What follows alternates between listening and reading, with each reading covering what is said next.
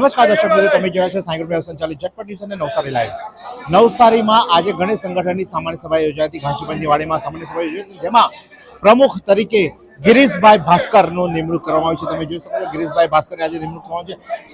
સર્વાનુમતે એટલે કોઈ વાદ નહીં, વિવાદ નહીં અને શાંતિપૂર્ણ રીતે ભાસ્કરભાઈને લોકોએ પ્રમુખ તરીકે નિયુક્ત કર્યા છે। આગળ જે સામાન્ય સભા યોજાઈ હતી તોફાની બની હતી। સામાન્ય સભામાં લોકોએ વિરોધ કર્યો હતો, બબાલ જેવા દ્રશ્યો સર્જાયા, મારામારી જેવા દ્રશ્યો સર્જાયા હતા અને ત્યારબાદ આજે જ્યારે ફરીથી સામાન્ય સભા યોજાઈ ત્યારે આ સામાન્ય સભામાં ગિરીશભાઈને સર્વાનુમતે કોઈ પણ વાદ વિવાદ વગર અને કોઈ પણ વિરોધ વગર તેમની નિમણૂક કરવામાં છે। ત્યારે ગિરીશભાઈ સાથે વાત કરવાનો પ્રયાસ કરીશું કે ગિરીશભાઈ સાથે સીધી વાત કરીશું।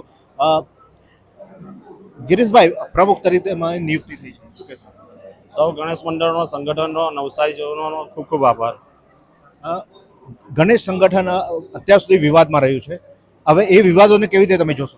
લગભગ તો અમારા બધા મતમનાવ હતા, હમણાં બધા સોર્ટ આઉટ થઈ ગયેલા છે। પછી તો સિચ્યુએશનના આધારે જે આવશે તે પ્રમાણે પડકારને ઝીલીશું, બીજું શું। જે ખાસ કરીને હાઇટનો પ્રશ્ન હોય છે, દર વખતે મૂર્તિનો લોકો કરંટ લાગીને મોત નિપજવાના ઘટનાઓ પણ બની છે, તો એને કઈ રીતે તમે જોશો? હાઇટનો સંપૂર્ણ પ્રશ્ન પ્રશાસનનો છે, એમાં સંગઠન આપણે ખાલી મંડળો રિક્વેસ્ટ કરી શકે હમણાં તો। એટલે હમણાં જે 12 ફૂટનું છે હમણાં એ ચાલુ જ છે આપણું જાહેરનામું।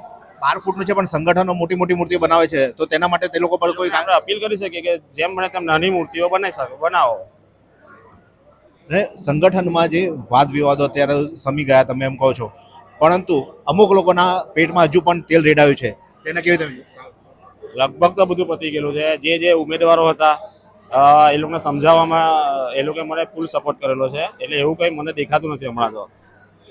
કોને સમજાવ્યા બધાને? મારા જે ઉમેદવાર અમારી સાથે જે દાવેદારી કરી લીધી પ્રમુખોની, એટલે જ કોને સમજાવ્યા? એ લોકોને કોને સમજાવ્યા? અમારા આગેવાનો હતા, સંગઠનના આગેવાનો હતા। ભાજપે કે ભાજપના કોઈ આગેવાનો નથી, મને મારા સંગઠને એમ કીધું કે આ લોકોને સમજાવેલા છે, જે કે અમારા પૂર્વ પ્રમુખો હતા ગણેશ સંગઠનના, એ લોકો આગામી સમયમાં કેવી રીતે કામગીરી કરશો તમે?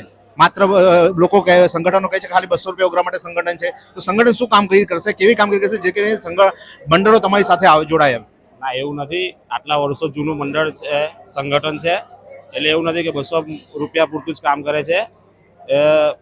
અહીંયા જેટલા બી હતા આપણા પૂર્વ પ્રમુખો, એ લોકોની કામગીરી જોઈ લેવો તમે, ને આગળ બી સંગઠન વ્યવસ્થિત રીતે ચાલશે।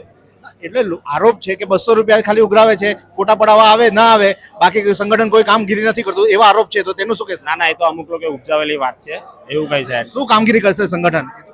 સંગઠન જે રીતે મંડળોને જે તકલીફો પડે છે, પ્રશાસનને હાથે સમય કરીને વ્યવસ્થિત સાઉન્ડની પરવાનગી મંડળો લેવા જવાની, બીજું કોઈ પણ વિસર્જનના પૈસા મંડળે ભરવાના, બીજું કઈ બી બધું મંડળ પોતે કરે છે, તો સંગઠન શું કામ કરશે? ગયા ફેરી બી સંગઠન જ બધું કામ કરેલું હતું।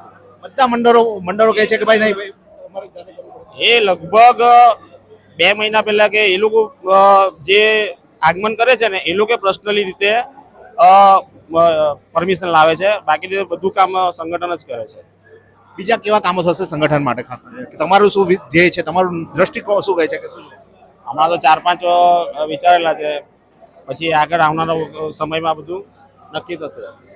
તો આ હતા ગિરીશ ભાસ્કર કે જેઓ અત્યારે હાલમાં ગણેશ સંગઠનના પ્રમુખ તરીકે તેમને નિયુક્તિ કરવામાં આવી છે, અને તેઓને પણ સર્વાનુમતે આરોપ તો અનેક લાગ્યા છે, પણ આરોપની સામે પ્રત્યારોપ બધા થશે ત્યારે તેની સાથે શું આગળ પ્રતિક્રિયા આવશે તે જોઈ રહી, પરંતુ અત્યારે હાલમાં સંગઠનના પ્રમુખ તરીકે ગિરીશ ભાસ્કરની નિમણૂક કરવામાં આવી છે।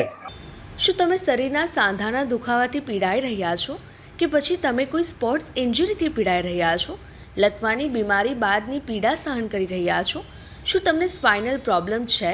તો આ તમામ દુખાવાને હવે બાય કરી દો, કારણ કે માસ્ટર ડિગ્રી ધરાવતા ખૂબ જ અનુભવી ફિઝિયોથેરાપિસ્ટ ડૉક્ટર અમિત પટેલ પાસે તમે આ તમામ સમસ્યાઓનું સચોટ નિદાન કરાવી ફરીથી નોર્મલ જિંદગી જીવી શકો છો। તો સરનામું નોંધી લો, comprehensive care centre, DD street, library પાસે, અનુરાગ સારીઝની લાઇનમાં, નવસારી।